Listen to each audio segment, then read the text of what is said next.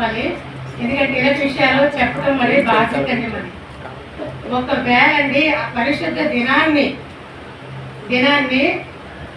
ఒకవేళ Saturday night అయినా ఎవరైనా మన ఇరుగు పొరుగు వారు కానీ మన బంధువులు కానీ మన సమీపంలో ఉన్నవారు కానీ చనిపోతే కనుకండి పరిశుద్ధ దినం కోసం నేను చెప్తున్నానండి. కనుక దినాన్ని దొంగిలించవద్దండి ఎవ్వరు కూడా. పరిశుద్ధ దినానికి రావాలండి. అది ఆదివారం అనుకోండి, మందిరంలోకి వచ్చి మీరు అక్కడికి వెళ్ళండి, కొంతసేపు కనిపించండి, ఓదార్చండి. మందిరంలోకి వెళ్ళి స్నానం చేసి మీ వస్త్రాలు మార్చుకుని మందిరంలోకి రండి. ఆరాధన అయిపోయిన తర్వాతనే కార్యక్రమంలో పాల్గొనాలండి. అది బైబిల్లో కూడా ఉందండి. ఎందుకంటే మేము బెంగళూరులో అండి బాప్టిస్ట్ చర్చ్కి వెళ్ళేవారు, అది పెద్ద చర్చే. అయితే ఆ పాస్టర్ గారు తల్లి ఆవిడ రోజు సిక్ అయిన నేను ఆయన వెళ్ళి చూసాము వచ్చాము. ఇప్పుడు చనిపోతారో తెలియదు. ఆదివారం రోజు ఆవిడ చనిపోయారండి. పాస్టర్ గారు తల్లి, ఆయన మంచి పెద్ద తల్లి చనిపోతండి. ఆ దినాన్ని మేము అనుకుంటున్నాం, ఏంటి పాస్టర్ గారు తల్లి చనిపోయారు, పాస్టర్ గారు వస్తారో రారు ఏంటో అన్న. అయితే పాస్టర్ గారు ఒక్కటే అన్నారండి అందరితో కూడా, ఆరాధన ఆటంకం కాదు, నేను వచ్చి అక్కడ వాక్యం చెప్తాను. తల్లి చనిపోతే పాస్టర్ గారు వచ్చి వాక్యం చెప్పారండి, ఆయనే నడిపిస్తారు. ఆయన వచ్చి వాక్యం చెప్పారండి. సంఘమందరూ ఎవరిని రావద్దన్నారు, అందరూ ఆరాధనకు రండి, ఆటంకం రాకూడదు, దేవుడు నామను మహిమపరచ పరిశుద్ధం దొంగిలించకూడదు, ఆరాధన రండి అని చెప్పారండి. ఇప్పటికి నాకు అందరికి గుర్తుకొచ్చాయి మాకు. ఆ సంఘం ఫౌండర్ ఎవరంటే మరి మన మైకిల్ గారు, సుంతం గారు కజిన్ అండి.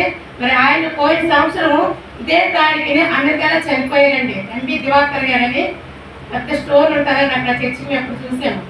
ఆయన చనిపోయి 1 సంవత్సరం అయిందండి. అమెరికాలో చిన్న కుమార్తె అక్కడ ఉంటుంది, అక్కడ సెటిల్ అయిపోయింది మా పాప. అక్కడ ఉండటం వల్ల అక్కడ చనిపోయారు లాస్ట్ ఇయర్. ఈ రోజు ఆయనకి 1 year మెమోరియల్ మీటింగ్ అవుతుంది కోరుకొండలో, మరి వాళ్ళ బ్రదర్ దగ్గర ఇంట్లో. సో మరి దాని సందర్భంగా కొంచెం స్పీడ్గా ఆరాధన అవుతుంది. ఎందుకంటే మరి మేము అమ్మగారు కూడా మరి వెళ్ళాలని మేము ఆశపడుతున్నాం. ఆరాధన అయిపోయిన తర్వాత అక్కడికి చెప్తున్నానండి.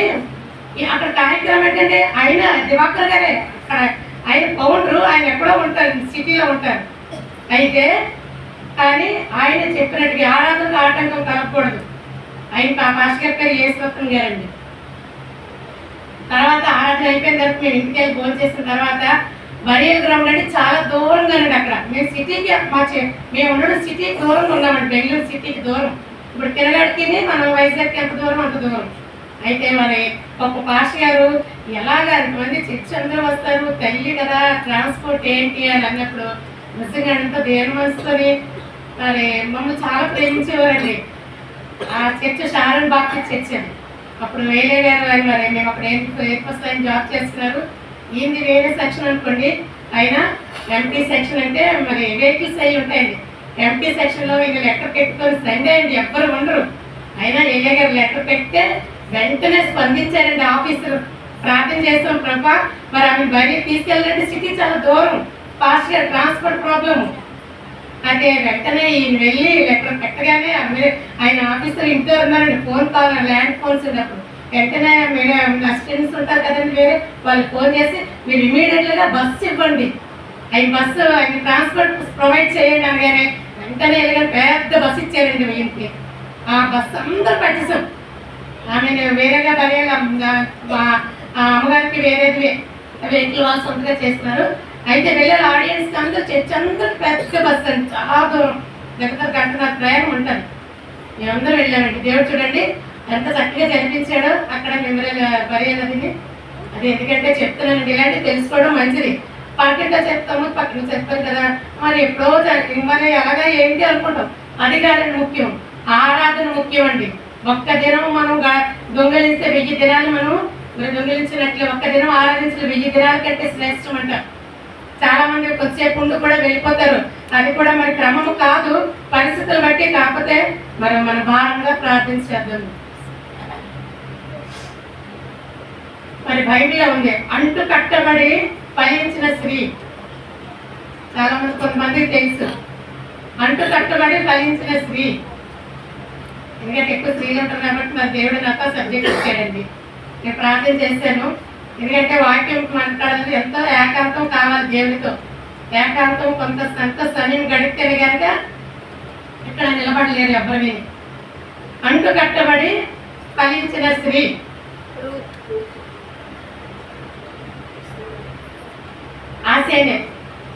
ఆసేనేతు యోసేపు భార్య. ఆల్రెడీ యోసేపుకి ఫలించిన కొమ్మని పేరుంది, అందుకే అంటు కట్టబడి ఫలించిన స్త్రీ మరి ఆసేనేతు. ఆదికాండము 41-45 వచనంలో ఉందండి అక్కడ. మరి ఆసేనేతు ఈమె మేము కూడా మాకు చాలా స్పీడ్గానే పెట్టండి. ఆసేనేతు ఈమె మరి యోసేపుకు భార్య. యోసేపు మరి ఎవరి కుమారుడు?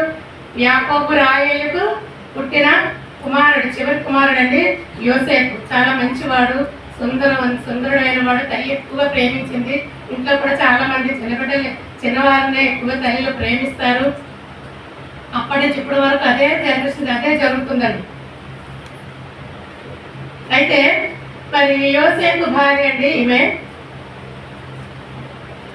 మరి ఈమె ఐగుప్తురాలండి. ఆసేనేతు ఐగుప్తీయురాలు. ఐగుప్తులు అంటే మనది దేవునికి వ్యతిరేకమైన జనాంగము వాడు. అయితే మరి యోసేపు మరి ఫరో దగ్గర ఉండేటప్పుడండి 30 సంవత్సరాలు. మరి యోసేపు అంటే మనకు తెలుసు. యోసేపు ఏ విధంగా ఫరో దగ్గరికి వెళ్ళాడంటే, మరి యోసేపుకు దేవుడు కళ్ళ కన్నవాడని పేరు కూడా ఉందండి యోసేపుకు. మరి అన్నలతో దూషింపబడ్డాడండి. అన్నల గోతిలో వేశారు, పైకి తీశారు. మరి ఇష్మాయేలుకి అమ్మారు. ఫరో దగ్గరికి వెళ్ళాడు. అదంతా దేవుని యొక్క ప్రణాళికనండి. మరి యోసేపుకు ఫరో రాజు దగ్గరికి వెళ్ళాడు. అక్కడ అవమానాల ద్వారా చెరసాలకు చివరికి చెరసాల జీవితం కూడా అనుభవించాడండి. కాకపోతే యోసేపు ధైర్యవంతుడు కూడా. మరి నిజంగా చెప్పాలంటే మరి యోసేపు ఎప్పుడైతే ఫరో దగ్గర మన చెరసాల నుంచి తీసుకొచ్చి ఫరో ఎదుట నిలవబడ్డాడో, మరి ఎంతో నమ్మకంగా యోసేపు ఫరో ఎదుట ఉన్నాడండి. చాలా మంచి వ్యక్తి. మరి ఆ టైంలో మరి ఫరో గారు మరి అప్పటికే యోసేపుకి 30 సంవత్సరాలు వచ్చినప్పుడు వివాహం చేయాలని ఫరో రాజుకి మరి ఆలోచన వచ్చినప్పుడు మరి వెంటనే ఫరో ఏం చేశాడండి, ఓను యొక్క యాజకుడైన పొతీఫరు యొక్క కుమార్తెను ఓను యొక్క యాజకుడైన పొతీఫరు యొక్క కుమార్తెనిచ్చి పెళ్లి చేస్తాడండి. ఓను అంటే మరి ఐగుప్తు దేశంలో ఉండే ఒక మహాపట్టణం పేరు అంటారు. ఓను అంటే ఐగుప్తు దేశంలో ఉన్న మహాపట్టణం యొక్క పేరు. ఆ పొతీఫరు అంటే ఎవరు? ఆ పట్టణంలో ఉన్నాక మరి పూజారుడు, మన భాషలో ఏంటంటే ఒక బ్రాహ్మణుడు, ఒక పెద్ద పీఠాధిపతి. పొతీఫర్ అంటే విగ్రహారాధకుడు. మరి ఇలాంటి విగ్రహారాధకుడు కాదండి. మీరు వెళ్తున్నారు పంతులు, చిన్న పంతుల దగ్గర అలాంటి విగ్రహారాధకుడు కాదండి. పెద్ద చాలా భయంకరమైన విగ్రహారాధకుడు. మరి ఫరో ఏం చేశాడండి, అలాంటి కూతురినిచ్చి పెళ్లి చేశాడు యోసేపుకి. యోసేపు చూస్తే ఎవరు? క్రైస్తవుడు, ఇశ్రాయేలీయుడు. మరి యోసేపు దేవుని యందు భయభక్తులు గల వ్యక్తి యోసేపు. అలాంటి వ్యక్తికి పెళ్లి చేశాడు. అదంతా దేవుని ప్రణాళిక అండి. అయితే నిజంగానండి మరి ఆమె మరి ఓను అంటే మరి సూర్యుడు లేక బలం అని అర్థం కూడానండి. ఓను అంటే సూర్యుడు లేక బలము. మరి ఈ తండ్రి పొతీఫరే సూర్యదేవతను ఆరాధించేవాడటండి. సూర్యదేవతను చాలా మంది మీకు తెలుసు, ఎందుకంటే మీరు విడిచిపెట్టారు, అలాంటివన్నీ పూజించి విడిచిపెట్టారు మీకు చాలా మంది. సూర్యదేవతను ఆరాధించేవాడటండి. మరి అందుకని ఆమెకు ఏం పేరు పెట్టాడని అన్ని దేవత పేరే పెట్టాడు, ఆసేనేతు.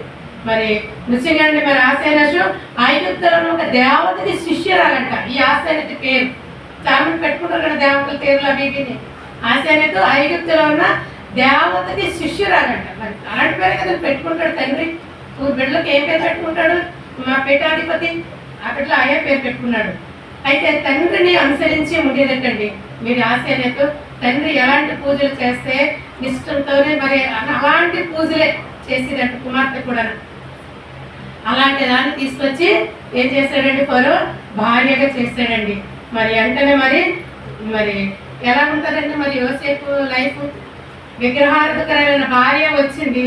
మరి అలాంటి చిన్న విగ్రహారాధకులే చాలా ధనవంతురాలు కూడానండి. ఆమె చాలా ఆస్తిపరురాలు. పొతీఫరే చాలా పెద్ద వ్యక్తి.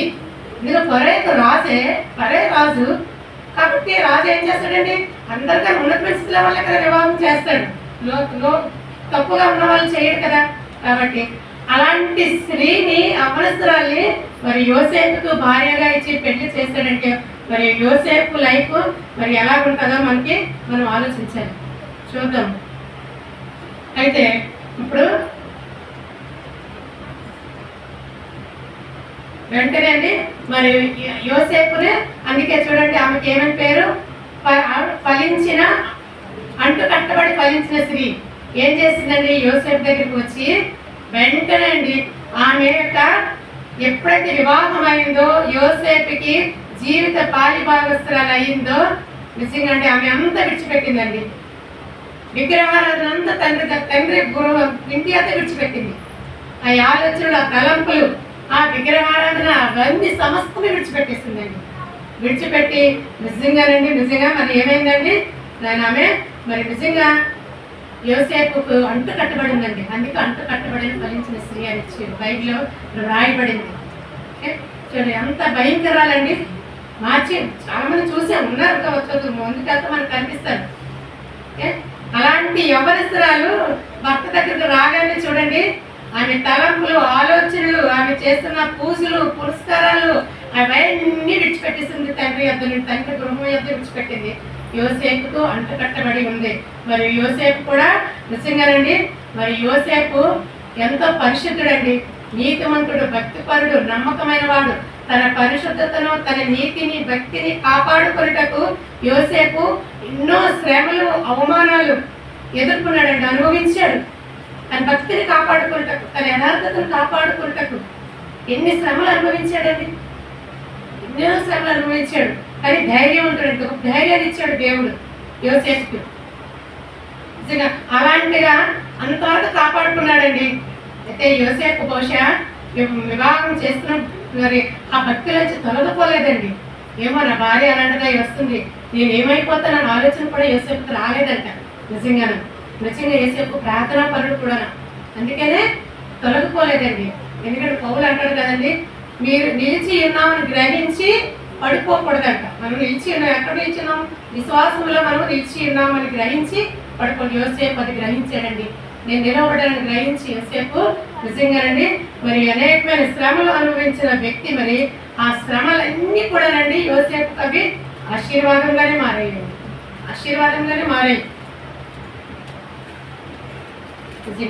మరి ఆమె యోసేపు భార్య అయిన మరి యోసేపు భక్తి కానీ, యథార్థత కానీ, పరిశుద్ధతకు ఆమె అంటు కట్టబడింది. అనుసరించింది. ఏది చెప్తే ఎక్కడ ఎలాగైతే మరి యోసేపు ఎలాంటి మార్గంలో నడుస్తుంటే మరి స్త్రీ కూడా, ఆశ్చర్యత కూడా ఆ రీతంగానే నడుచుకుందండి. అందుకే అంటు కట్టబడిన స్త్రీ అని బైబిల్లో చెప్తుంది. మరి ఆమె ఆశ్చర్యత యోసేపుకి మరి 2 బిడ్డలు కంది, మనిషి, ఎఫ్రాయిములు అని 2 బిడ్డలు కూడా కన్నారండి. నిజంగా మరి జన్మనిచ్చింది ఆమె. మరి నిజంగా చెప్పారండి మరి విగ్రహారాధకురాలు ఆమె, అన్యురాలు కూడా. మరి విగ్రహారాధకులు అంటే అన్యురాలే. మరి తండ్రి విగ్రహ పూజలు చేసి మరి అలాంటి జీవితం అనుభవించినప్పుడు మరి వెంటనే ఆమె మరి తన పాత జీవితానికి మరి ఆమె స్వస్తి చెప్పిందండి. మరి అలాగే మనం చూస్తే మరి నిజంగా చెప్పాలంటే సొలొమోను కోసం మనకు తెలుసు. సొలొమోను మహారాజు, మహాజ్ఞాని. దేవుడు ఎంతో ఐశ్వర్యకుడు చేశాడు, జ్ఞానం అడిగితే ఐశ్వర్యం ఇచ్చాడు. శావాదేశపు రాణి కూడా ఆయన జ్ఞానాన్ని, ఆయన దగ్గర ఉన్న మనుషుల్ని, ఆయన దగ్గర అన్ని చూడడానికి కూడా ఎక్కడి నుంచో రాణి వచ్చిందండి ఆయన కోసం తెలుసుకుంటారు. అలాంటి జ్ఞాని మరి సొలొమోను మరి భార్యల వలె దేవతలకు మరి బలిపీఠములు కట్టమని ఈమె ప్రోత్సహించలేదండి. సొలొమోను భార్య బలిపేట పడిపోయిన బలిపేటలు కట్టమని ప్రోత్సహించింది. సొలొమోను కట్టాడు, అయిపోయింది. దేవుడికి దూరం అయిపోయాడు. అలాంటి జ్ఞానియే. మరి అలాంటి కూడా తల్లి చూడండి భర్తను ప్రోత్సహించలేదంటండి. మరి యెజ్బేలు అంటే మనకు అందరికీ తెలుసు. యెజ్బేలు అన్యురాలు. మరి ఆహాబు తన భర్త రాజు ఆహాబు ఇశ్రాయేలీయుడు.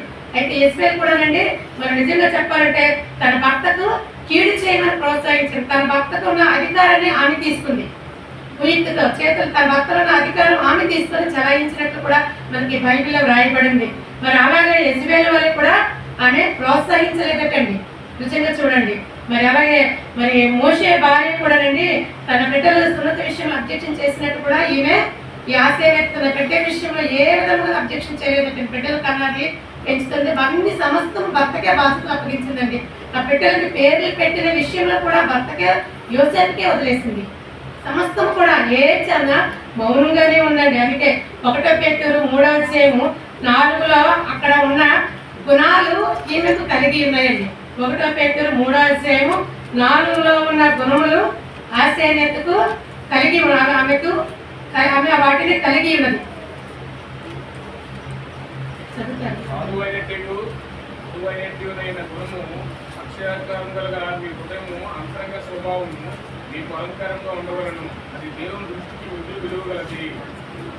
అది చూడండి, ఆ గుణములు ఆశయనెతకు చూడండి. ఆమె విగ్రహారాధకురాలు, భయంకరమైన విగ్రహారాధకు వివరాలంటే తండ్రితో మడితో ఉండేది. అలాంటిది చూడండి, ఆమెకు ఎలాంటి మంచి గుణాలు ఉన్నాయండి. హిందువులైన అన్యశ్రీ అయినా సరే ఎంత మంచి గుణములు ఉన్నాయి చూడండి. ఆ గుణములు ఉన్నాయి కాబట్టి దేవుడు యోసేపుకు భార్యగా ఇచ్చాడు. మరి అలాగే రూతు కూడా, రూతు కోసం కూడా చూద్దామండి. రూతు అనే యవనస్తురాలు. రూతుకి మరి రూతు కూడా శాపగ్రస్తమైన మోయాబు దేశస్తురాలండి. రూతు శాపగ్రస్తమైన మోయాబు దేశస్తురాలు రూతు. మరి ఆమె కూడా అన్యురాలే. ఎప్పుడైతే నయోమి తన భర్త 2 కుమారులు మరి బెత్లెహేము నుంచి దేవుడు ఆశీర్వదింపబడే స్థలం నుంచి మోయాబు దేశంలోకి వెళ్ళిందండి. ఎందుకు వెళ్ళింది? అక్కడ ఏంటి, మోయాబు దేశంలో విగ్రహారాధన, వ్యభిచారము, అక్కడ మరి ఏంటంటే బిజినెస్ అంటే వ్యాపారము, అన్యాయం, అక్రమం అంతా నిండుతుంది. అలాంటి మోయాబు దేశానికి నయోమి తన 2 కొడుకులు తన భర్తతో కలిసి అక్కడికి వెళ్ళిపోయిందండి. బెత్లెహేము ఆశీర్వదింపబడిన స్థలాన్ని విడిచిపెట్టిందండి. విడిచిపెట్టి వెళ్ళిన తర్వాత 2 భర్త చనిపోయాడు, 2 కుమారులు ఎవరి భార్యలు పెళ్లిళ్ళు చేసిందండి. ఈ యొక్క మరి రూతును ఓర్ప 2 కోడలు కూడా వీరు విగ్రహార్థకులే, వీరు అన్యశ్రీలే. అయినప్పటికైనా నయోమి పెళ్లి చేసిందండి. పెళ్లి చేసిన తర్వాత 2 కొడుకులు చనిపోతారు. చనిపోయిన తర్వాత రూతు అండి చనిపోయాడు కదా, నేను మళ్ళీ మోయాబీరాలు కదా, మాకేం తక్కువ, మేము వెనక్కి వెళ్ళిపోతామని అనుకోలేదండి. ఎవరి బిడ్డ అత్తగారిని అనుసరించిందండి. అనుసరించిన బుద్ధి జ్ఞానం ఎవరిచ్చాడు? ఆమెకు దేవుడిచ్చాడు. ఆ ఆలోచనలు దేవుడిచ్చాడండి. రూతులు దేవుడు తెలుసండి ఎవరిని దేవుడు ఏర్పరచుకుంటాడో వాళ్ళంటూ చూడండి, నీతిమంతులు 7 సార్లు పడిపోయిన సరే లేస్తారటండి. అలాగా దేవుడు రూతుని ఏర్పరచుకున్నాడండి. నిజంగా అలాంటి మరి రూతు విగ్రహారాధకురాలు రూతుని మరి చూడండి ఆమె కోడలుగా చేసుకున్నప్పుడు ఆ పరిస్థితి భర్త చనిపోయిన సరే వెళ్ళలేదండి. అత్తగారిని అంటుకట్టుకునే ఉన్నది. అత్తగారి యొక్క ప్రేమను రుచి చూసింది. అత్తగారు సేవించిన దేవుడు నిజమైన దేవుడు అని తెలుసుకుందండి. నేను ఇంతవరకు మోయాబు దేశంలో ఎంత భయంకరంగా ఉన్నాము, నేను నా కుటుంబం, నా తండ్రి కుటుంబము, ఈ రోజు నయోమికి కోడలు అయ్యానంటే నిజమైన దేవుడు ఎంత భయభక్తులుగా అత్తగారు మాదిరి చూపించిందండి. అత్త కోడలకి మాదిరి చూపించింది కాబట్టి అత్తని అంటుకొని ఉంది. అక్కడ మాదిరి లేకపోతే ఉంటుందంటే నువ్వెవరో నేనెవరో. అందుకే చెప్తామండి, కోడళ్ళు వస్తే కానీ అత్తగారులు బహు జాగ్రత్తగా ఉండాలి. మాదిరి చూపించాలండి. కోడళ్ళకేంటి, కూతుళ్ళకేంటి, అల్లుళ్ళకేంటి, కొడుకులకేంటి భక్తి, ఏ విషయంలో మాదిరి భక్తి జీవితంలో మాదిరి చూపించాలండి. చాలా మెలుకోగలిగి ఉండాలి. అత్తగారులైనా తల్లిలైనా సరే. బిడ్డలు ఎదుగుతున్న బిడ్డలు ఇంట్లో ఉన్నారంటే తల్లిదండ్రులు ఎంతో బాధ్యతగా ఉండాలి. పిల్లలు ఎదుగుతున్నారంటే ఎంతో అవగాహన కలిగి ఉండాలి తల్లిదండ్రులు. వాళ్ళ మనసులో చెడిపోకూడదు, వాళ్ళ మనసులోకి చెడు ఆలోచనలు వెళ్ళకూడదు. బిడ్డలోకి అంత మెలుపుగా ఉండాలి. అత్తగారులేంటి తల్లిదండ్రులైనా సరే. కోడలు ఇంటికి వచ్చిన తర్వాత అత్తగారులు ఇరుగుపోతానికి వెళ్ళి కొప్పులు ఆడుకుంటూ ఉంటే ఏం చేస్తుంది? ఎందుకు బాధ్యతగా ఉంటుందా కోడలు? ఎందుకు బాధ్యతగా ఉండదండి. నిన్నే మనల్నే అనుసరిస్తారు. మా అత్త కూర్చొని కొప్పులు ఆడుతుంది కాబట్టి నేను వెళ్ళి కూర్చొని కొప్పులు ఆడుతాను. అట్లాగే ఉన్నాయి కదండి ఇప్పుడు పరిస్థితులు. కాబట్టి మాదిరి చూపించాలి. ఇలాంటి వాక్యాలు మనకి ఎందుకంటే గ్రంథంలో రాయబడ్డాయి, నేర్చుకోవడానికే. ఆ విధంగా మనం అనుసరించి నడుచుకోవడానికే మనం ఇలాగ చెప్పుకుంటున్నాము, మనం వింటున్నాము కూడా. కనుక నయోమి నిజంగా రూతు చూడండి హత్తుకుంది. మరి నిజంగా వెంటనే మళ్ళా రూతు ఎక్కడికి చేర్చబడింది? యేసుక్రీస్తు వంశావళిలో చేర్చబడిందండి. ఇలాంటి అంజనాలు ఎందుకు? తన మరి ఈ మార్గంలో నడిచింది, దేవుని మార్గంలో, నిజమైన దేవుని మార్గంలో నడిచింది. అత్త వెళ్ళిపోమని సరే రూతు వెళ్ళలేదండి. ఈ దేవుడా నా దేవుడు, నువ్వు ఎక్కడ చనిపోతే నేను అక్కడే చనిపోతాను, నీకు ఎక్కడ సమాధి చేయాలి నాకు అక్కడే సమాధి. ఎలాంటి మాటలండి, నిజంగా ఇలాంటి మాటలు ప్రతిరోజు మనం చదువుకుంటే అవి మనకు ఆశీర్వాదమే, మనకు ఆశీర్వాదకరంగానే ఉంటాయి కదా. అమ్మగారు ప్రార్థన చేశారు, రానైన దినాలు నిజంగా భయంకరమైన దినాలు వస్తున్నాయి. బైబిల్ చదువుకోవడానికి ఉండవేమో, కానీ అలాంటి పరిస్థితులు వస్తాయని కాదు, రాకుండా ఉండమని ప్రార్థన చేద్దాం. కాకపోతే మనం వింటున్నాం, అందుకే వాక్యము మన హృదయంలో ఉంచుకోవాలండి. రూతు అనగానే మనకు జ్ఞాపకం వచ్చేయాలి. రూతు అత్తకు లోబడింది, దేవుడికి లోబడింది, దేవుడు అత్త నయోమి అత్త దేవుడిని లోబడింది. భయభక్తులు గల స్త్రీ రూతు యేసుక్రీస్తు వంశావళిలో చేర్చబడిందని ఆలోచన వచ్చేయాలి.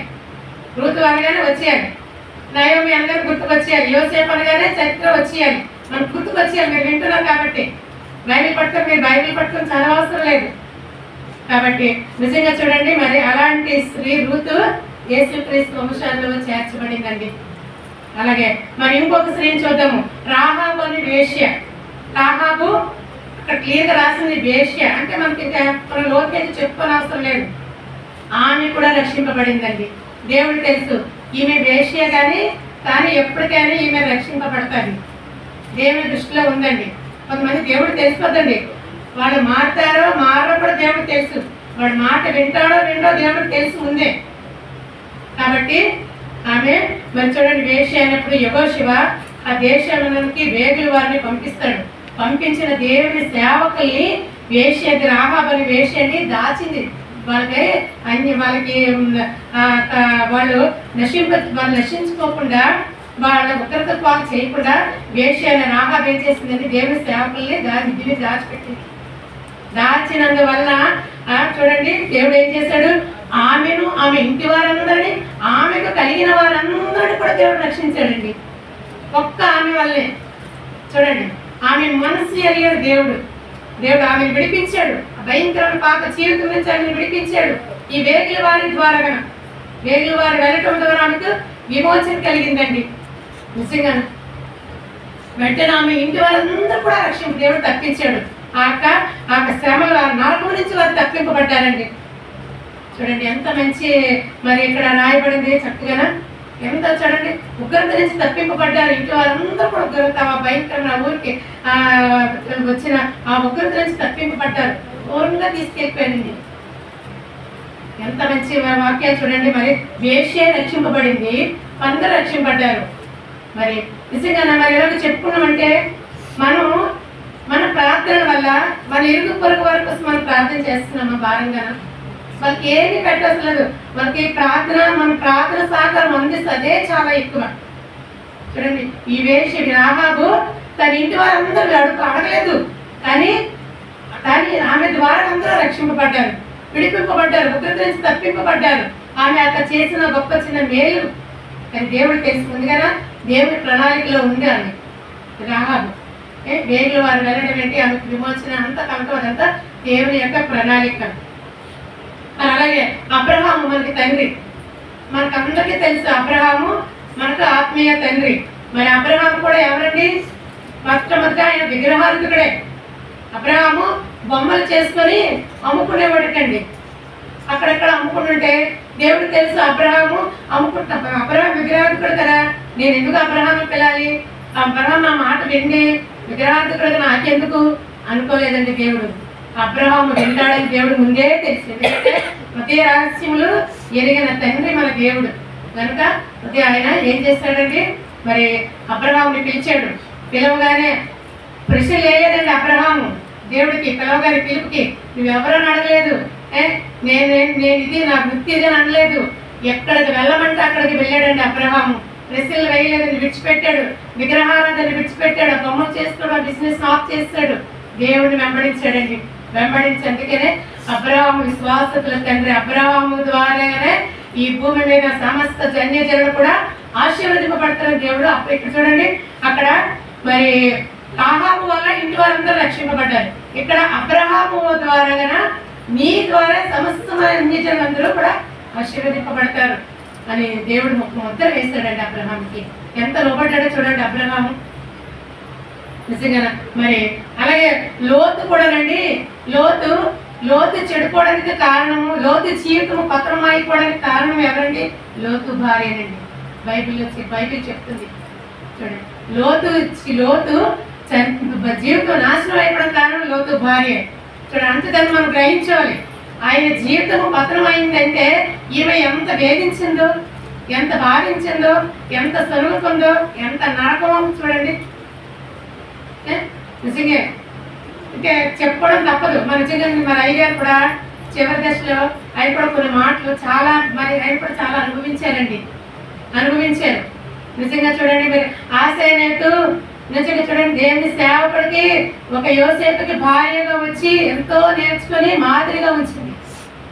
మరి ఆమె కూడా అలాగ దేవుని సేవకుడికి నాకు భర్తగా ఇచ్చాడని ఆయన అనుసరించి ఆత్మీయ జీవితంలో ఎదుర్కొంటూ అనేకమైన విషయాలు ఆయన దగ్గర నేర్చుకుంటూ ఎంతోమంది అనేక ఆత్మల కోసం ప్రార్థన చేసుకుంటూ ఉంటే ఎంత బాగుండేదండి. మనం అందరూ బాధపడేది అదే. అలాగ అనుసరిస్తే బాగున్నట్టు ఈ వాక్యం చదువుతుంటే మరి ఆమె గుర్తుకొచ్చారండి. నిజంగా ఆమె కూడా అండి అయ్యగారు చేసుకోకుండా మరి ఆమె కూడా నిజంగా మరి పరిస్థితులు వేరేగా ఉన్నాయి. కానీ మంచి సేవకుడిని భార్యగా ఇచ్చారంటే నేను ఒకసారి అన్న డైరెక్ట్గా అంకుల్ ఎంత మంచి అంకుల్ మీకు ఇచ్చారంటే మీరు ఎంత నేర్చుకోవాల్సిందండి అంటే దేనికైనా నవ్వేవారు అంతే. నాకు అది చాట్ కాదండి అనేసేవారు అంతే. మేము నేర్చుకున్నాం కదండి ఎన్నో విషయాలు అనేది అనుకున్నాను. అయితే చూడండి, మరి అబ్రహామును బట్టి సమస్తమైన అన్ని జనులు కూడా రక్షింపబడ్డారండి, ఆశీర్వదింపబడ్డారు అబ్రహాము ద్వారా కూడా. మరి అలాగనే చూడండి, ఇప్పుడు 1వ యాహాను 5వ అధ్యాయము 21లో అక్కడ ఏముందంటే, చిన్నపిల్లలారా విగ్రహముల జోలికి పోకుండా జాగ్రత్తగా ఉండుడి. ఏం రాయబడిందండి అక్కడ? చిన్నపిల్లలారా విగ్రహముల జోలికి పోకుండా జాగ్రత్తగా ఉండడని. మరి అక్కడ 1వ యాహాను 5:21 చూడండి. చిన్నపిల్లలారా యేసుప్రభు రండి, మనం యేసుప్రభు దేవుడు తెచ్చుకు మనం అందరూ చిన్నపిల్లలమే. చిన్నపిల్లలారా విగ్రహముల జోలికి పోకుండా జాగ్రత్తగా ఉండండి. ఒక్కసారి ఆలోచించుకోండి. మరి గ్రామ ప్రజలు, ఒకవేళ మీరు విడిచిపెట్టిన విగ్రహముల జోలికి మీరు వెళ్తున్నారు, వాటి దగ్గరికి మీరు వెళ్తున్నారా? ఇంకొకటి కూడా ఉందండి, చదువుతాను. 1వ కొరింథీ 10:14లో కూడా ఉందండి. అక్కడ పౌలు అంటున్నాడు, నా ప్రియులారా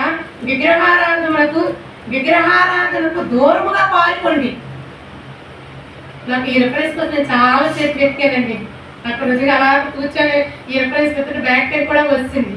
చాలాసేపు ఈ రిఫరెన్స్ ఎక్కడుంది పౌలు చెప్పాడు కదా అని ఆలోచనతో ఉండగా వెతుకుతున్న దేవుడు నాకు వెంటనే వాక్యాన్ని నిజంగా బయలుపరిచాడు. విగ్రహారాధనకు దూరంగా పాల్గొండి పౌలు చెప్తున్నాడండి. మనం దూరంగా పారిపోతున్నారా మీరు, లేకపోతే విడిచిపెట్టిన వాటికి దగ్గరగా వెళ్ళిపోతున్నారా? పాల్కంటే ముందు మీరే వెళ్తున్నారా? ఒక్కసారి ఆలోచించుకోండి. ఈ వాక్యాలు వింటున్నప్పుడు విడిచిపెట్టిన విగ్రహారాధనకి వాళ్ళు ఒక పూజ చేసి అక్కడ దండాలు నమస్కారం చేసినప్పుడు మీరు వెళ్ళి వెంకటరెడ్డి చూస్తున్నారా? మీరు ఒకప్పుడు చేశారు, విడిచిపెట్టారు, మళ్ళా అటువైపు మీరు వెళ్తున్నారా? అటువైపు మీరు చూస్తున్నారు, మీ చూపు అటువైపే ఉందా?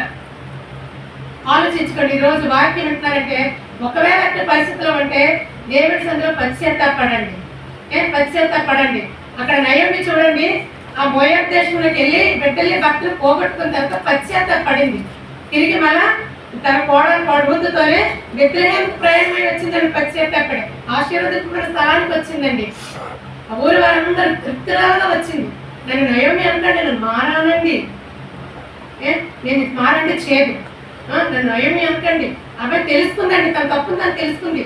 తప్పును తెలుసుకొని పశ్చాత్తాపడి విడిచిపెట్టాలి. అందుకే అతిక్రమములు ఒప్పుకొని విడిచిపెట్టేవారు కనికరం పొందుతారట. ఆయన కనికరం ఎంతో గొప్పదండి. దేవుని కనికరం అండి చాలా గొప్పది, ఉన్నతమైన స్థితిలో తీసుకెళ్తాయి ఆయన కనికరాలు. ఆయన కనికరములకు మనము ఇష్టంగా ఉండాలి, అనుకూలంగా ఉండాలి ఆయన కనికరానికి. మరి నయోమి వెనక్కి వచ్చింది చూడండి. వచ్చి మరి ఆమె యథావిధిగా అక్కడ తన జీవితము మరి ఆరాధించింది.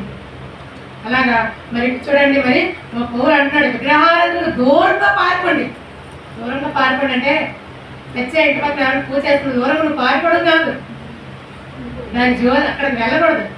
అక్కడ పూజ చేసుకోవాలంటే మనం వెళ్ళి చూడకూడదు. నువ్వు తలుపులు వేసుకుని ప్రార్థన చేసుకోవచ్చు.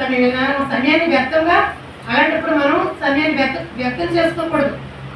ఇంకో విషయం కూడా, నువ్వు విగ్రహాలు దూరంగా పాల్పడి అన్నప్పుడు విగ్రహాలతో వాళ్ళు పూజలు చేసుకొని వాళ్ళు ఇస్తారు. ఇచ్చినప్పుడు అది కూడా మనం తినకూడదు.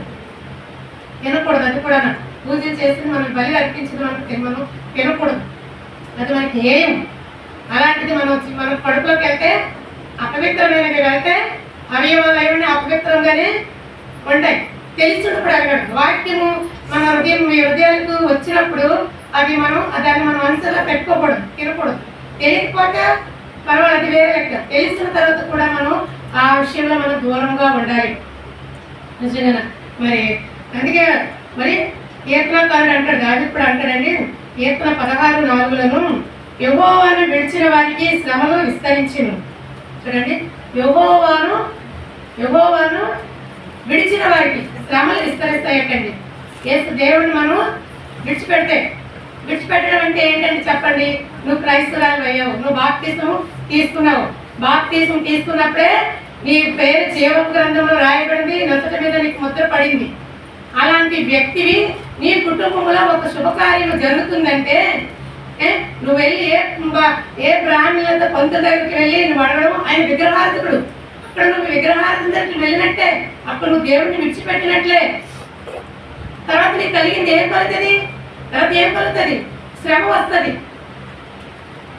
నేను చర్చికి వెళ్తున్నాను, ప్రార్థన చేస్తున్నాను, దశంభాగం ఇస్తున్నాను, ఉపవాస ప్రార్థన చేస్తున్నాను, ఇది చేస్తున్నాను, కానీ నాకు సమాధానం లేదు, నెమ్మది లేదు, నాకు బాధ తగ్గటం లేదు. ఎందుకు తగ్గుతుంది? వాక్యాలు వింటున్నాము, వినకపోతే అది వేరే లెక్క. విన్నప్పుడు కూడా మనము విడిచిపెట్టకూడదు. ఆయన ఆశ్రయించినప్పుడు మరి ఆశ్రయం ఏ విధంగా అంట కట్టుబడి ఉందో తన సమస్తాన్ని విడిచిపెట్టింది, విగ్రహాలన్నీ విడిచిపెట్టింది. చూడండి, బిడ్డలకి కూడా దేవతల పేర్లు పెట్టలేదండి, కట్టమని ప్రోత్సహించలేదు భర్తని. ఆ ఛాన్స్ కూడా భర్తకే వదిలేసింది. అన్ని విషయాలు కూడా భర్తకే వదిలేసిందండి. ఎంతో అనుగుణంగా తగ్గించుకుని ఉందండి ఆశ్రయకు. ధనవంతురాల కూతురు యోసేపు కూడా ధనవంతుడండి, ప్రధానమంత్రి అంతా లెక్క చూసుకోండి ఎలా ఉంటుందో. అన్నీ ఆయన స్వాధీనంలో ఉన్నవి. అలాంటి అతనికి భారీగా ఉన్నా సరే ఎంతో తగ్గింపు జీవితం జీవిస్తుందండి. చూడండి, అంతేగాని ఇద్దరు ఎఫ్రాయిం మనిషి పుట్టగానే తండ్రికి పొత్తిపరికి మరి పూజ పీఠాధిపతి గొప్ప వ్యక్తి అయిన నాన్న నాకు పెళ్లి పుట్టారు, ఇద్దరికి నువ్వేం పేరు చెప్పు, నువ్వు చెప్పిన పేర్లే నేను పెడతాను అనలేదు. అక్కడ అనలేదు. యోసేపు ఏ పేర్లు పెడితే ఆ పేర్లే. చూడండి, యెహోవాను ఆమె ఆశ్రయించుకుంది. యెహోవాను విడిచిన వారికి శ్రమలు వస్తాయని దావీదు మహారాజు అంటున్నాడు. కాబట్టి మరి నువ్వు రక్షింపబడ్డావా, దాని దేవుడికి లోబడు. మరి యోసేపు అనేకమైన శ్రమలు అనుభవించాడు. తన పరిశుద్ధ కోసం, తన రక్షణ కాపాడుకున్నటకు ఎన్నో హింసలు, బాధలు అన్ని అనుభవించాడు. పడిపోలేదు ఆయన. అయినప్పటికైనా తండ్రికి దూరం అయ్యాడు, అన్నదమ్ములకు కొన్ని సంవత్సరాలు దూరంగా ఉన్నాడు. అంత ఉండిగా నెమ్మది లేదండి. ఎప్పుడైతే ఆశయ తన జీవితంలోకి వచ్చిందో అక్కడ రాయబడిందండి, యోసేపుకి నెమ్మది కలిగిందండి, యోసేపుకి సంతోషం కలిగింది. అవన్నీ మా బాధలన్నీ మర్చిపోయాడు. చిన్నతనంలో తల్లి లేదు, తండ్రికి దూరం అయ్యాడు. అన్నదమ్ములు మరి కళ్ళ వలన వాళ్ళు కక్షలు పెట్టుకున్నారు. అందుకే అంటారు అన్నదమ్ములు అక్కడ ఉంది, కన్నకళలు ఫలించి అన్నదమ్ములు ద్వేషించిన కన్నకళలు ఫలించిందంట యోసేపుకి.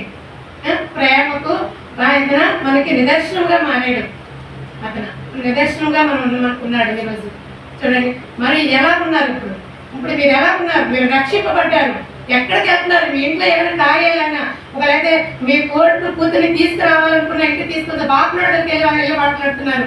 అది ఎంత విగ్రహారాధన. నువ్వు విగ్రహారాధన వెళ్తున్నావు, నువ్వు యెహోవాని నువ్వు యెహోవాని అక్కడ విడిచినట్టే, ఆయన వాక్యానికి నువ్వు లోబడలేదన్నట్టే. నీకేం పడుతుంది? తర్వాత వెంట రాదు. తర్వాత ఎప్పుడు ఏమొస్తుంది? శ్రమ వస్తుంది. శ్రమ వచ్చినప్పుడు మనం ప్రార్థన చేస్తే అక్కడ ఎలా ఉంటుంది? అయినా మన దేవుడు క్షమించే దేవుడు లేండి. అందుకనే మనం శ్రమలు వచ్చినప్పుడు మనం కృంగిపోకూడదు. శ్రమలు వచ్చినప్పుడు మనం కృంగిపోకూడదండి. మనం నిలబడి ఉండాలి. ఎన్ని శ్రమలు వచ్చినా యోసేపు నిలబడి ఉన్నాడండి. మరి అలాగే దావీదు కూడానండి. దావీదు మహారాజు, దావీదుకి దేవుడు ఒక ముద్ర వేసాడు. ఏంటి? నా ఉదయాన్నం చదివిన ముద్ర పడిన దావీదే పాపంలో పడిపోయాడు. ఒకరోజు వెంటనే దేవుడు చూశాడు, విడిచిపెట్టలేదండి దావీదును కూడా. నాతాను అనే ప్రవక్తను పంపించి బుద్ధి చెప్పించాడు, హెచ్చరించగానే తన నేత్రాలు తెరవబడ్డాయి. దావీదుకి ఒప్పుకున్నాడు, పశ్చాత్తాపడ్డాడండి. దావీదు పశ్చాత్తాపం వాక్యాలు చదువుతుంటే ఒళ్ళు జలదరిస్తుందండి, నీళ్ళు కాస్తాయి నిజంగా. ఇంత పశ్చాత్తాపడ్డాడండి. వెంటనే పశ్చాత్తాపడి లోబడ్డాడు. నాకు ప్రవక్త చెప్పిన నాతాను ప్రవక్త ఏమి హెచ్చరించాడో అది వెంటనే లోబడి పశ్చాత్తాపడి తిరిగి తన యథార్థమైన జీవితం కలిగి దేవుడికి లోబడి జీవించాడండి దావీదు. అన్ని ఉన్న మహారాజులు అలాంటి వాళ్ళు దేవుడికి లోబడుతున్నారు. మనకి ఏమీ లేదు, మనం ఎందుకు దేవుడికి లోబడకూడదు? మనం ఎందుకు రక్షింపబడ్డాము? మన బిడ్డల భవిష్యత్తులు అండి, బిడ్డల కోసము యోగక్షేమాలు కోరమని బ్రాహ్మణ్ బాపునుడి దగ్గరికి వెళ్తాము. బాపునుడి చేతిలోను, తల్లిదండ్రుల చేతిలోను, అత్తమామల చేతిలోను, ఎవరి చేతిలో లేవండి. బిడ్డల భవిష్యత్తులు ఎవరి చేతిలో ఉన్నాయి? దేవుడి చేతిలో ఉన్నాయి. మీ బిడ్డల భవిష్యత్తులు దేవుడి చేతిలో పెట్టండి, ఆయన చేస్తాడు ఏదైనా సరే. మన తగినంత మన బిడ్డలు, మన ఆస్తిపాస్తుల విపాస్తులు లేదండి, మనకి లేవు కూడా. కానీ మన భక్తి జీవితమే గొప్ప ఆస్తి మన బిడ్డలకి.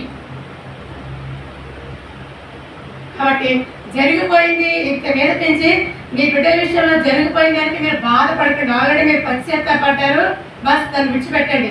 జరగబోయే దానికోసం ఇప్పుడు ప్రాకులాడండి. జరగబోయే దానికోసం దేవుడి దగ్గర ప్రార్థన చేయండి విరిగిన ఉదయంతో. ఆ బిడ్డల రక్షణ కోసం, మీ కూతుళ్ళు, కొడుకులు, కోడళ్ళు రక్షణ కోసం. మంగమ్మ గారు ఉన్నారా? నీకు అన్ని రోజులు కోడలు తెచ్చుకున్నావు, నీ కొడుకు కూడా రక్షణ లేదు. కాబట్టి నువ్వు ప్రార్థన చేయాలి. నా కొడుకుకి ఇందుకు పెళ్లి చేస్తానని ఆలోచన కొత్తను వదిలే. దానికోసం నువ్వు పశ్చాత్తాపడ్డావు వదిలే. కాబట్టి జరగబోయేదని నీ బిడ్డలకు మంది రక్షణ నడిపించడంతో ప్రార్థించేయి, ఉపవాస ప్రార్థించేయి, దేవుడి కన్నీరు. అలా చేయాలండి. బిడ్డల కోసము మనం ఇల్లు సంపాదించి ఇవ్వడం, బంగారం సంపాదించి ఇవ్వడం కాదండి, వాళ్ళకి రక్షణ కోసం భారంగా ప్రార్థన. అదే గొప్ప అండి.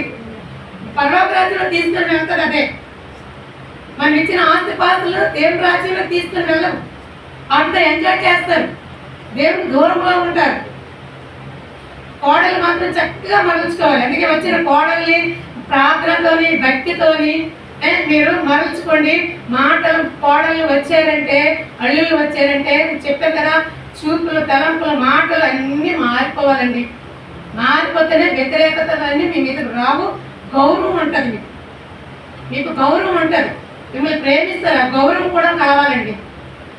ఆ గౌరవం కూడా, విలువ కూడా, అది కూడా మంచి పేరు కావాలి. మంచి పేరు సంపాదించుకోవాలి. మన తదనంతరం మన వెనకాల ఏమొస్తుంది? మంచి పేరే వస్తుంది. మా అత్తగారు బిల్డింగ్ కట్టారు, బంగారం కొన్నారు, పొలాలు కొన్నారు, అవి చెప్పుకోరండి. ఆ రోజు మనం వింటున్నాం. ఎవరైనా చనిపోతే మనం వెళ్తున్నాం. ఆస్తిపాస్తులు సంపాదించడానికి చెప్పుకోవట్లేదు కదా. ఏమని చెప్పుకుంటారు? ఆమె చేసింది మంచిది, అతను చేసింది మంచి విషయాలు చెప్పుకుంటారు. మా అమ్మ ఎంతో ప్రార్థనా పరురాలు, ఎంత భక్తిగా మా తల్లి మా కోసం ప్రార్థన చేసిందని చెప్పుకుంటారు, కానీ ఎంత వచ్చిందని చెప్పుకోరు. లేకపోతే టైంలో చనిపోతే మా నాన్నగారు ఎంతో ప్రార్థనా పరుడు, నా ఉద్యోగం చేసుకుంటూ దేవుడి మందిలో సేవ చేస్తూ ఉండేవారు అని చెప్పుకోవాలి సమయం ఉన్నప్పుడు. నిజంగా భయంకరమైన దినాలండి ఇప్పుడు మనకు వస్తున్నాయి, ఎదుర్కోబోతున్నాము. మనకి ఇంతవరకు బాగానే మన బిడ్డల భూమి మీద ఆశీర్వదింపబడాలంటే దేవుడికి అప్పచెప్పాలి. వారి భవిష్యత్తులు ఒక పురోహితుడి దగ్గరికి వెళ్ళకూడదు. వారికి మంచి చెడ్డలు వాడి దగ్గర ఏమిటి బుక్లో చూసి చెప్తారు. అయ్యారు అనేవారు. మాకు ఆయన గారు సంఘాన్ని నడిపించేటప్పుడు మీరు ఎవరు వెళ్ళకండి, ఎవరితో దగ్గర నేను చెప్తాను అనేవారు. ఇంకో మంచి చక్కగా మాట్లాడతారు కదా, ఎంతో డబ్బులు ఇస్తారు కాబట్టి ఆ డబ్బులు కూడా నాకే ఇచ్చేయండి, మధ్యలో ఆఫ్టర్ చేసేస్తారు. అక్కడికి అక్కడ నేను చెప్తాను. ఎందుకంటే అయ్యారు ఆయన జ్యోతిష్యం చదివారండి. అయ్యారు చెప్పినవన్నీ చాలా మంది విషయాలు జరిగాయండి. నేను చెప్తున్నాను, ప్రత్యేకంగా నేను చూశాను. దేవుడికి కేతనాలు చెప్పాడు కదా, యెహోవాను విడిచిన వారికి శ్రమలు ఇస్తానని. దేవుడిని ప్రేమించి విడిచిపెట్టిన వారికి శ్రమలు ఇచ్చినప్పుడు అయ్యారు అప్పుడే చెప్పారు. ఆ వ్యక్తి దేవుడికి దూరం అయిపోతున్నప్పుడు శ్రమలు వస్తాయని చెప్పారు. అలాగే శ్రమలండి. ఇంకా వారి కుమారుడు ఇంకా ఆశీర్వదింపబడలేదండి. నిజంగా చెప్పాలంటే కొడుకు పెద్ద ఆఫీస్ రావాలి, నేవీ ఆఫీస్ రావాలని నిజంగా కళ్ళ కంటాం, మంచిగా తల్లిదండ్రులు కంటాం. ఎలాంటి వాళ్ళని సరే మన బిడ్డలు ఉన్నతమైన స్థితిలో పెట్టాలని మనం ఆశపడతాము, అంతా ప్రాధాన్యపడతాము, ఆలోచిస్తాం, అడుగుతాం. అయితే మరి చేసిన మందిరం నువ్వెలా బాధపడుతున్నావు? నువ్వు ఎట్లా ఉన్నావు? నీ క్రియలు ఎలా ఉన్నాయి? అది నువ్వు ఆలోచించుకోవాలి కదా. తగ్గిపోతున్నప్పుడు నేను అడిగాను, అంకుల్ ఆయన పరిస్థితి ఏంటి అంకుల్ అంటే అప్పుడు చెప్పారు ఆయన, మా దగ్గర చెప్పారులేండి, కుమారుడు ఆశీర్వదింపబడ్డు అని చెప్పారు.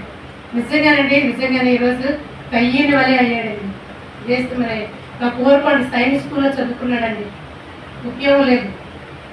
నిజంగానే మాకు ఎంత బాధ వేస్తుందో. మెలుకో తెచ్చుకోవాలి, మెలుకో తెచ్చుకోవాలి. ఇప్పటికైనా పచ్చారు, ఇప్పటికీ కూడా మార్పు లేదండి ఆయనలో. మాకే బాధ వేస్తుంది చూస్తుంటే. అలాగే చాలా విషయాలు అయ్యగారు ఎవరికి ఏది చెప్పినా సరే ఏ జంత చిక్కిందని కుటుంబాలు. ఎందుకంటే వాక్యం చదివితే మనకే అర్థమైపోతుంది, వాక్యాలు చదివినందుకే మనకు అర్థం అయిపోతూ ఉంటుంది. కాబట్టి మరి సంసోను కూడా చూడండి, సంసోను మరి ఎంతో ప్రార్థనతోనే బిడ్డ దేవుడు వాగ్దానంతో వచ్చాడు. సంసోను శక్తివంతుడు, బలవంతుడు, ధైర్యవంతుడు అండి. ఆయన కూడా జుట్టులోనే ఆయనకి శక్తి బలము ఉంది. నాజీర్ చేయలేదు తల్లిదండ్రులు, దేవుడికి సమర్పించుకున్నారు, ఎంతో ఉన్నాడు. మరి ఏం చేశాడు, లాస్ట్కి దెలీలా చేతిలో, ఫిలిస్తీన్ల చేతిలోనే తన ప్రాణాన్ని పెట్టాడండి. దెలీలా దగ్గరికి వెళ్ళాడు, దెలీలా చేతికి లోబడిపోయాడండి. అప్పుడు ఏం కలిగిందంటే శ్రమ కలిగింది సంసోన్కి. దేవుడిని విడిచిపెట్టాడు, దేవుడి ప్రజల నుంచి దూరం అయిపోయాడు. ఎక్కడికి వెళ్ళాడు, ఫిలిస్తీన్ల చేతిలో పెట్టాడు.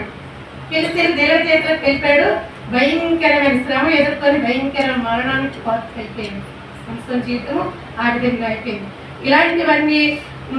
ఇలాంటివన్నీ కలగకూడదని సంఘంలో ఎవరికి మరి దేవుడి వాక్యాల ద్వారా మనము హెచ్చరింపబడుతున్నాము, మనం వింటున్నాము. మరి నిజంగా చూడండి, మీరు ఈ ఆశయాలతో మరి ఎన్ని సాధనలు ఎదుర్కొన్నదమ్మా చూడండి. ఎన్ని మరి ఎదుర్కొన్నా మరి యోసేపుకి మరి అలాంటిది మరి ఒక విగ్రహారాధన వచ్చి ఆయన కంట కట్టుబడి ఫలించి ఉందండి నిజంగా.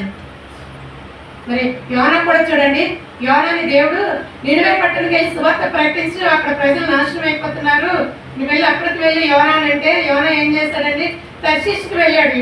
అక్కడ ఏంటి, అక్కడ వ్యాపార పట్టణానికి వెళ్తున్నాడు షిప్ ఓడలో. వెంటనే దేవుడు విడిచిపెట్టలేదండి. అక్కడ దేవుడు ఏం చేశాడు, తన శ్రమ కలిగించాడు. వెంటనే యోనాని ఎత్తి సముద్రంలో వేసేసారు. చేపకు ఆజ్ఞ ఇచ్చాడు, తిమింగలం మింగేసిందంటే యోనా క్షేమంగా ఉన్నాడంటే తిమింగలం చేతిలోను. చేప కడుపులో మనిషి ఉన్నాడంటే ఎలా ఉంటాడండి, చాలా నరకం అనుభవిస్తున్నాడండి యోనా. ఆ చేప కడుపులో శ్రమ అనుభవిస్తున్నాడు. ఎందుకు, యెహోవా మాటకే వ్యతిరేకంగా వ్యతిరేకంగా వెళ్ళాడు. తర్వాత వెంటనే చేప కడుపులో యోనా పశ్చాత్తాపడుతున్నాడండి. అక్కడి నుంచి దేవుడికి వెళ్ళింది వెళ్ళగానే మరి వెంటనే తిమింగలం వచ్చి మరి సముద్రపు గొడవని కట్టగానే మళ్ళీ వెంటనే ఆయన పశ్చాత్తాపడి మళ్ళీ నినివే పట్టణానికి వెళ్ళి సువార్త ప్రకటించాడండి. అక్కడ ప్రజలు రక్షింపబడ్డారు. మనం మారుతున్నామా, వింటున్నారు. శుక్రవారం వాక్యాలు అనుకూలంగా ఉన్న వాళ్ళు రండి, దేవుడి సన్నిధిలో వస్తే నెమ్మది ఉంటుంది, మనశ్శాంతి ఉంటుంది. నాకు మనశ్శాంతి లేదు, నాకు నెమ్మది లేదు, నేను మందిరానికి రాలేకపోతున్నాను అంటే ఇంకా నిన్నుకున్నది వేస్తాడు కృష్ణుడు, ఇంకా నిన్నుకున్నది వేస్తాడు. నీకు సమాధానం కావాలంటే, నెమ్మది కావాలంటే, నీ బిడ్డల పరిస్థితులు బాగోవాలంటే, నీ బిడ్డలకి మంచి ఆరోగ్యం కావాలంటే, వారి భవిష్యత్తు మంచిగా ఉండాలి అంటే నువ్వు దేవుడి సన్నిధికి రా, ప్రార్థించే. నీ జీవితం నాలుగు పట్టుకో. ఆశీర్వాద ప్రార్థించేసిందండి. యోసేపు కంటగా రొట్టు కట్టబడి ఫలించిన స్త్రీ అని రాయబడింది. రూతు కూడా ప్రార్థనా పర్వాలు అయిందండి. రూతు కూడా మనకి ఏమీ లేదు, మనం ఎందుకు ప్రార్థన చేయము? ఎప్పుడో మనం ఎక్కడెక్కడికో వెళ్ళిపోతాం. మాకు డబ్బు లేదు, మాకు ధనం లేదు, మాకు ఇల్లు లేవు, మా బిడ్డలకు మాకు ఎలాగ జరుగుతాయి, ఏ మంచి జరుగుతాయి అనుకుంటాం. అవన్నీ ఆలోచనలు మనం రాకూడదు, పక్కన పెట్టేయండి. అవేమి వద్దు, మనకిచ్చే ఇస్తానన్నాడు మన దేవుడు. నేను ఆశీర్వాదము ఐశ్వర్యం ఇస్తుంది నీకు. అది ఎలా వస్తుందో ఐశ్వర్యం నీకు అనవసరం, నాకు అనవసరం. దేవుడు ఏ విధంగా వస్తుందో ఆయన చూసుకుంటాడు, ఆయన రప్పిస్తాడు నీ దగ్గరికి. నువ్వు దేవుడికి నీకు ఇష్టాలుగా నువ్వు ప్రార్థన చేయి. ఇంట్లో పిల్లలకపోయినా, భర్తకు బాగలేకపోయినా, లేకపోతే మన తల్లిదండ్రులకు బాగలేకపోయినా మనం మందిరాన్ని మనం విడిచిపెట్టకూడదు. వాళ్ళు చేసిన సదుపాయం వాళ్ళు చేసి మనం మందిరానికి పరిగెత్తుకుని రావాలి. చుట్టాలు వచ్చినా సరే మందిరానికి రావాలి. వాళ్ళు అన్ని జరిగితే వాళ్ళకి తెలియక ఆదివారం వస్తారు మీ ఇంటికి, వాళ్ళకి తెలియదు. నువ్వేం చేయాలి, ముందుగా తెలిస్తే సిద్ధపరిచి వాళ్ళకి త్వరగా మందిరంలో రావాలి.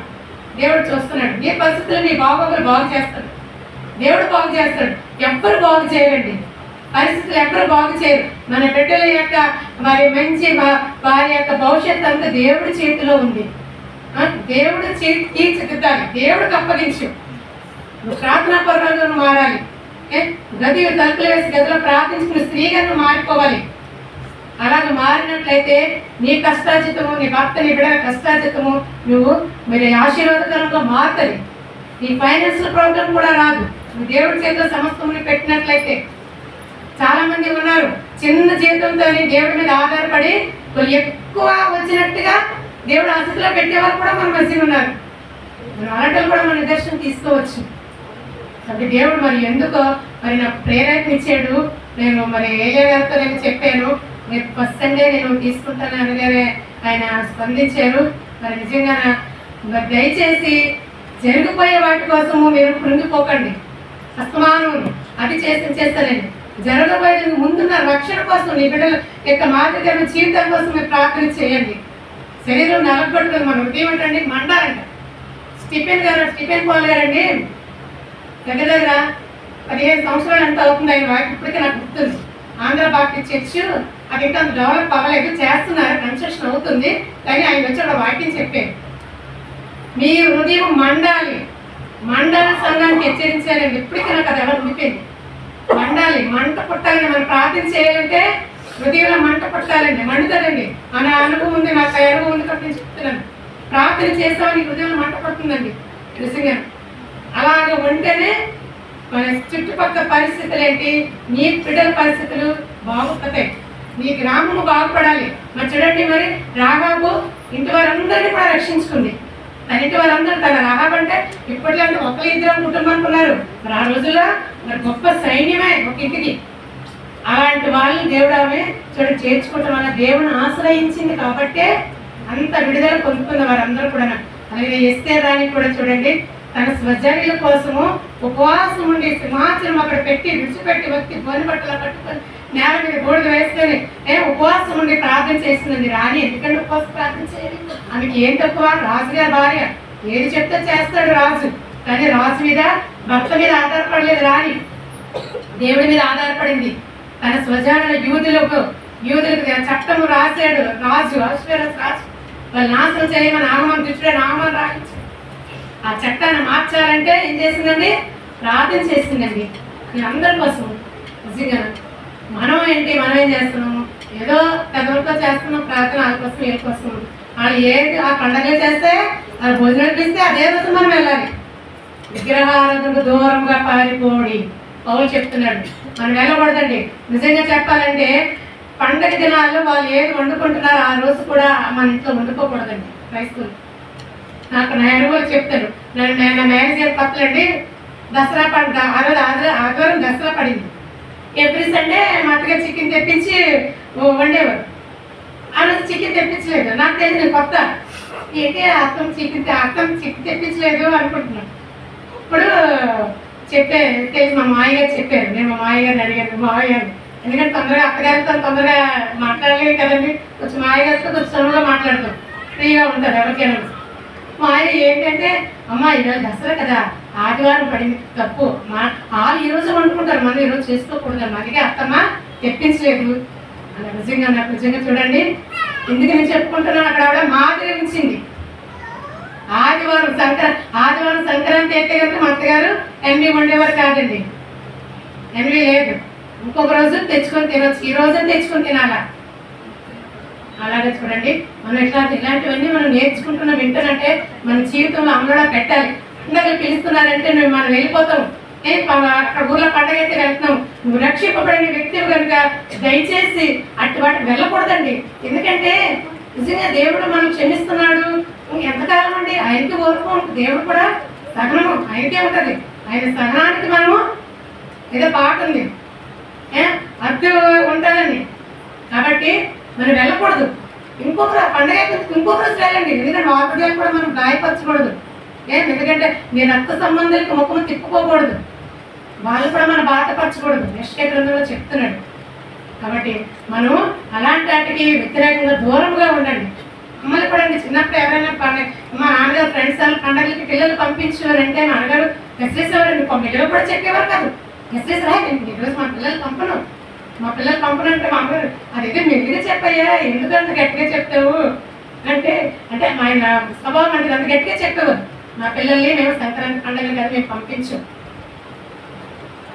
అలాగే చేయండి.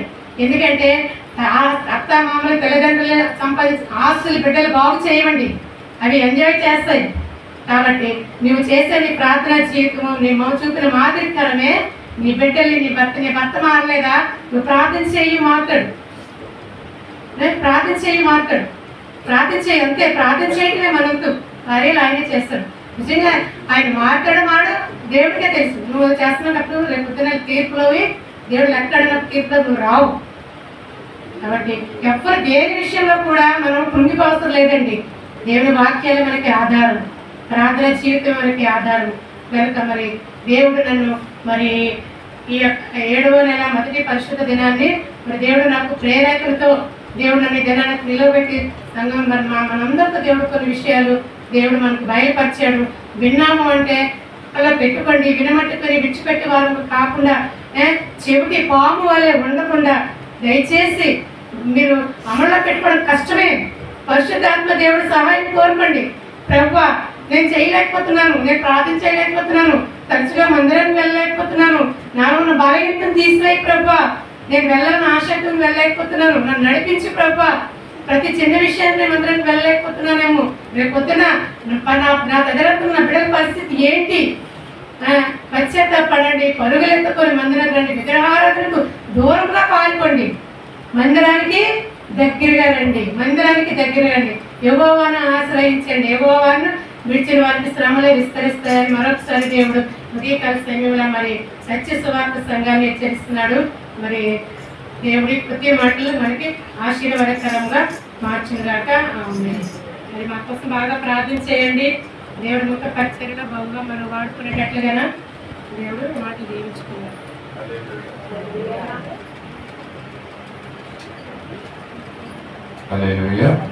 చక్కని మాటలు మనం విన్నామండి. యోసేపు భార్య అయినటువంటి ఓను యొక్క యాజకుడైనటువంటి ఓను యొక్క పోతీఫరు యొక్క కుమార్తె అసనెత్తు గురించి మనం విన్నాం.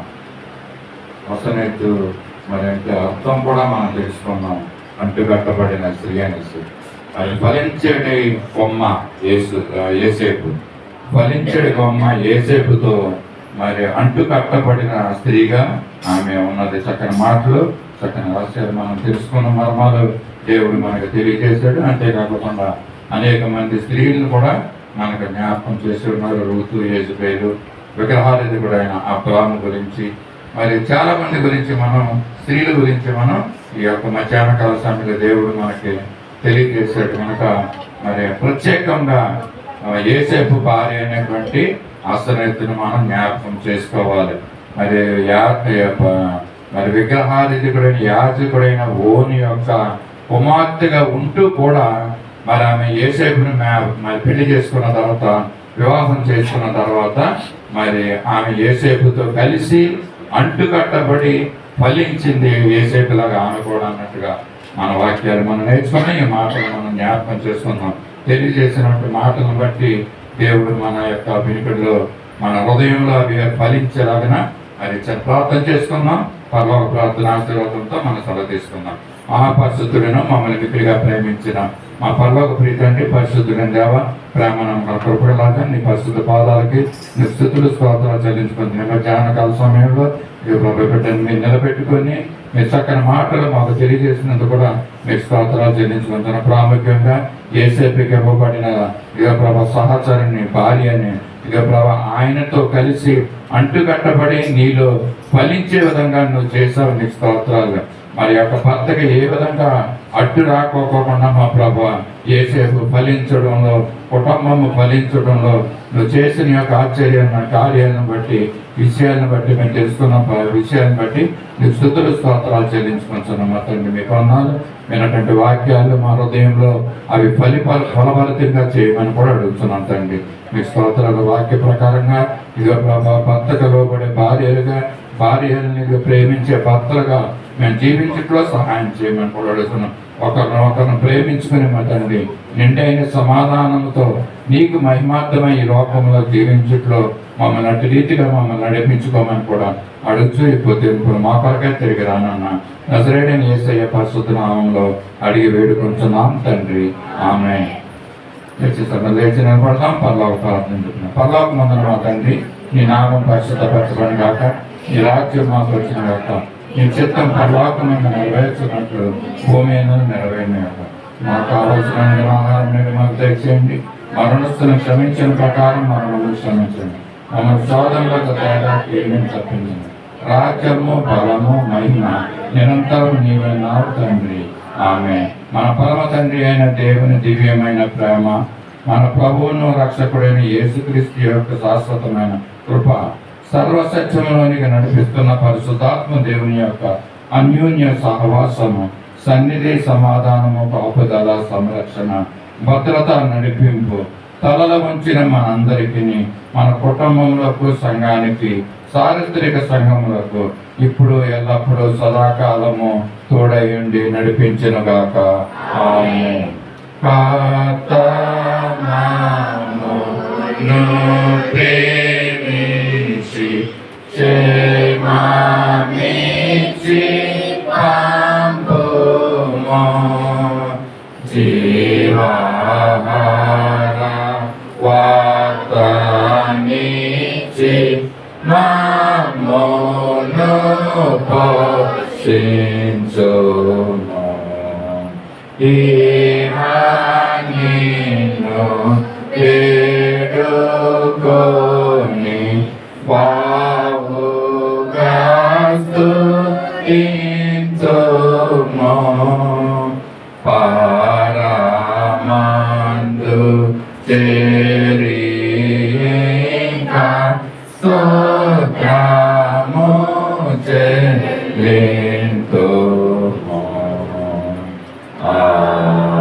ఆమేన్. అందరికీ వందనాలండి.